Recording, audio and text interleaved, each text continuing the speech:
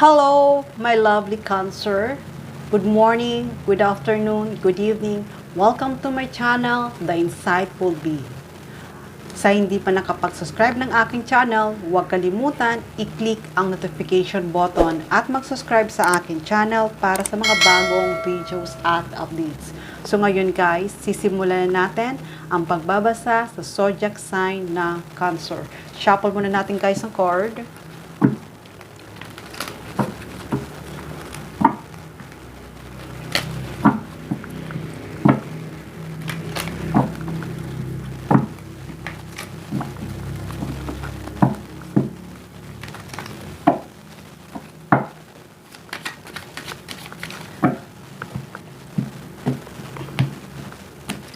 Okay, Cancer. Ano nga ba ang message for Cancer for the month of November 2023?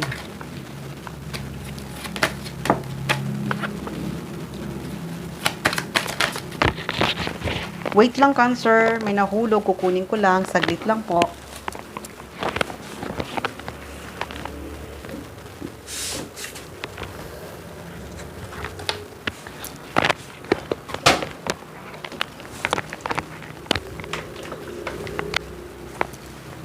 Eto siya, Cancer. Okay.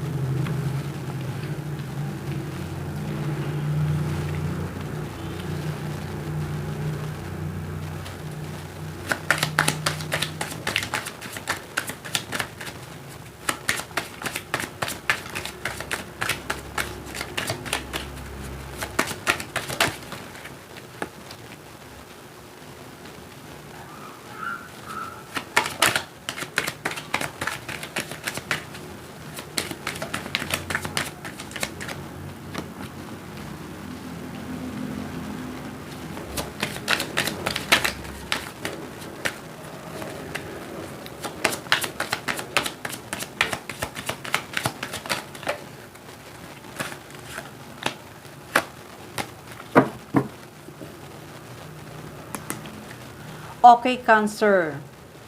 Bottom of the deck, 9 of Wands. Okay, Cancer. Nakikita ko dito na kahit nasasaktan itong tao na to, ay hindi siya mag-give up sa relationship mo. Hindi siya mag-give up kahit na nasasaktan siya. Kasi itong tao na to, napaka-sensitive nitong tao na to. Talagang kapag nasaktan siya, hindi niya sinasabi. Pero nasa sarili lang niya yan. Nasasaktan siya kasi itong tao na to ay napaka-emotional to. Kaya kahit na ano pa man ang sabihin ng ibang tao, itong tao na to ay hindi to mag-give up. Dahil nga sinabi ko sa'yo, mahal na mahal ka nitong tao na to. Nandyan, lagi itong nandyan para sa'yo at susuportahan ka nito. Kahit nasasaktan siya, asahan mo itong tao na to ay nandyan lagi para sa'yo, para suportahan ka. Hindi ka nito iiwan. Kahit anuman yung pagdaanan yung dalawa, hindi ka iiwanan nitong tao na to. Kaya, Cancer, itong tao na to ay kaya niyang ibigay sa iyo ang lahat. May kaya ito. Kaya niyang ibigay sa iyo kung ano man ang gusto mo. Yun nga ang sabi ko na kaya ka nitong suportahan. Kaya niyang gawin ang lahat para maging masaya ka at maging masaya kayong dalawa na magkasama. Kaya Cancer, kung ikaw ay naghihintay ng isang tao na ibibigay sa iyo ang lahat at nandiyan para sa iyo, asahan mo, talagang matatanggap mo to. Itong tao na to ay hindi ka nito sasaktan. Hindi ka nito sasaktan itong tao na to. Kaya kung yung mga past mo ay nasaktan ka, ay hayaan mo na yon. Kasi itong tao na to na pupunta para sa'yo at mag-o-offer sa'yo, ng something, ay itong tao na to ay kaya niyang ibigay sa'yo ang lahat-lahat.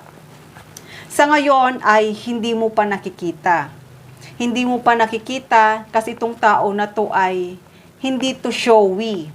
Hindi to, ibig ko sabihin, hindi siya showy na ipapakita sa mga public na ito yung ano niya. Hindi siya showy. Napakasimpleng tao lang to. Pero itong tao na to ay may kaya to sa buhay. Kaya niyang ibigay ang gusto mo. Ito ang tutupad sa mga pangarap mo. Kaya, Cancer, kung sa ngayon, nalulungkot ka, kung may darating pa ba sa'yo na magmamahal sa'yo at ibibigay sa'yo ang lahat, ay darating pa rin. Darating pa rin. Kaya, kung itong tao na to ay na magbibigay para sa'yo, ay hindi siya yung taong napaka talkative na ito ang bibigay ko. Hindi. Napakatahimik lang itong tao na to. Kasi, itong tao na to ay talagang pagkasama mo siya ay magkakaroon ka ng peace, harmony. Talagang mararamdaman mo na itong tao na to ay mayroon kayong magandang pagsasama. Kaya kung ano man yung mga heartache na napagdaanan mo, kung ano man yung sakit na pagdaanan mo, sa ibang karelasyon mo, pero itong tao na to ay na nagmamahal sa'yo ng totoo, na hindi siya mag-give up. Lahat ng mga napagdaanan mo sa buhay mo, hindi lang sa love life mo, sa mga challenge mo, sa mga trials mo, lahat na yun na obstacle na napagdaanan mo ay wala na yon. Mag-e-ending na yon. Kasi nga, sinabi ko sa'yo, itong tao na to ay talagang mahal na mahal ka at kamatch mo to. Kamatch mo to. Itong tao na to, nasasaktan to kapag sinasaktan ka ng ibang tao. Ibig sabihin, nasasaktan ka ng madami, nasasaktan din siya. Kaya kahit na maraming tao na nagbabackstab sa'yo or maraming tao maninira sa'yo, pero itong tao na to ay hindi siya mag-give up sa nararamdaman niya para sa'yo. Hindi siya mag-give up. Kasi nga itong tao na to na sinabi ko sa'yo, totoo ang pag-ibig niya para sa'yo. Dahil itong taong to talaga ang naka-destiny para sa'yo. Itong tao na to, ang twin mo, itong tao na to ay may connection kayo para sa isa't isa. Kaya pag sinaktan ka nila, sa damdamin, nasasaktan din siya. Kasi nga kayong dalawa ang para sa isa't isa. Kayo nga, ito ang soul mo. Siya ang soulmate mo. Siya ang twin mo. Kaya itong tao na to ay magkakasama na kayong dalawa. Magkakasama na kayong dalawa. Kaya, Cancer, itong tao na to ay siya talaga ang couple mo. Siya talaga ang partnership mo in life. At hindi lang yon. Kung sa ngayon, naghihintay ka ng totoong partner mo, ay talagang darating na. Darating na ito para sa'yo. Darating na ito. Maaaring itong tao na to ay past mo. Maaaring itong tao na to ay nakilala mo na or nakasama mo na. Basta itong tao na to na pupunta para sa'yo ay kakilala mo na to or na-met mo na to. Na-met mo na to na hindi mo inaakala na magkikita ulit kayong dalawa. Kaya Cancer, itong tao na to ay siya talaga yung kamatch mo.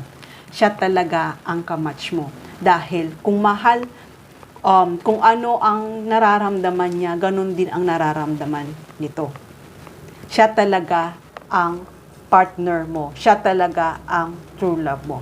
Kaya Cancer, itong darating na para sa'yo, ay ibibigay sa iyo ang lahat-lahat.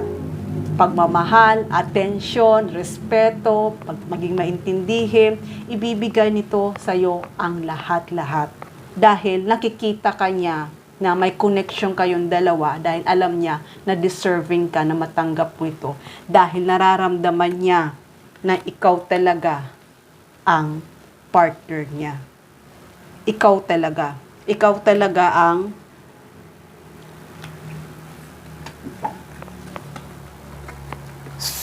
soulmate niya, ang twin niya. Ikaw talaga ang partner niya. At hindi lang yon, sure na sure, malinaw na sa kanya na ikaw talaga ang para sa kanya. Kaya Cancer, itong tao na to na ibibigay sa'yo ang lahat-lahat ay siya na talaga ang kay tagal mo nang hinihintay. At hindi to mag-give up sa relasyon nyo. Kaya nakikita niya na ikaw talaga ang para sa kanya. Nararamdaman niya yon. Nararamdaman niya yon. Kaya Cancer, itong tao na to ay talagang nakadestin ito para sa'yo. At hindi lang yon, magkakilala na kayo dating dalawa. Magkakilala na kayo.